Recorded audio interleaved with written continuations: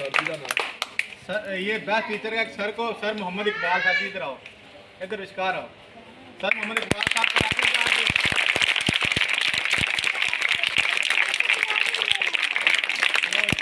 sir तू आओ तस्वीर ला यार एक बड़ा बात है मैं तो फिल्म बना आता है इसके साथ अगे नियर नियर हो यार ये देख ले भी जवान ही पूरा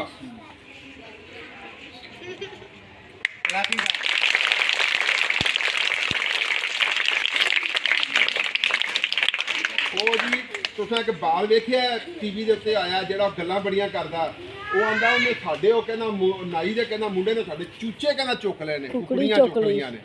ਪਤਾ ਉਹਦਾ ਹਾਂਜੀ ਸਰ ਕੋਈ ਐਵੇਂ ਦਾ ਬਾਲ ਹੈਗਾ ਤੁਹਾਡੇ 'ਚ